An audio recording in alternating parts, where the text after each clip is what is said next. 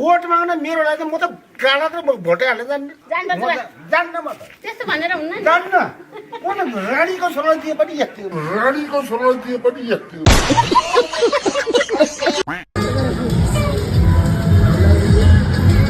Vote चाहिँ घन्टीमा है vote चाहिँ घन्टीमा 30 वर्षदेखि देश लुटेछ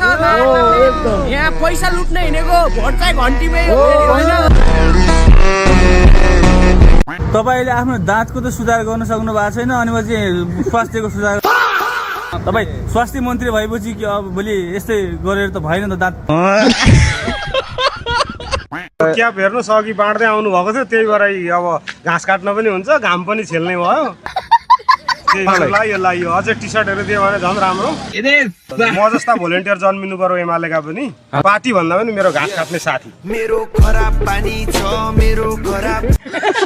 घाम छेल्ने साथी घाटा त लाएको छैन हेर्नु हाम्रै पैसा हो यो बिल्ला घन्टीको लाउने टोपी एमालेको लाउने अझ काङ्ग्रेसले टी सर्टहरू दियो भने त्यो पनि लगाइदिने सबैको मन राखिदिने अब अहिले नेताले दिएको यही रहेछ अरू हामीलाई केही दिँदैन सुविधा दिँदैन अरू सुविधा दिँदैन अनि यो पाएको पनि किन छोड्ने बात त सही भोट केमा म जेएनजिओ आज काङ्ग्रेसको र्यालीमा आयो होइन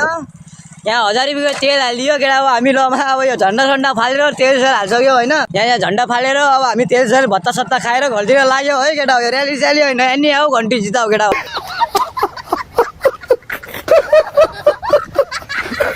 भोट चाहिँ घन्टीमा हाल्ने जिताउने एमाले भन्दै थियो क्या हामीले त्यही विचार गर्छौँ। को आयो घन्टी बजाउँदै म त रासमा भन्दा त घरहरुमा आएर भोट केमा हाल्ने त दाइ ल ठ्याक्कै भन्नुहोस् ठ्याक्कै भोट केमा यसमा हाल यसमा मासल सबैले यसमा भोट हाल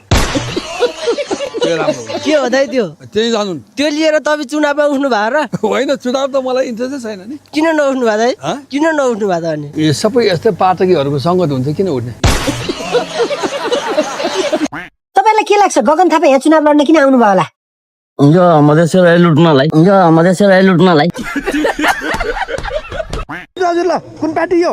हलो पार्टी हलो पार्टी ए हलो दिन्छ ल हो ढुक्क हुन्छ ल अनि चाहिने हलो हो नि दिँदैन यता घरतिर गएर गाउँमा गएर हल जोत्न दुईटा गोरु उहाँ त्यसै भएर हल्नु नभएर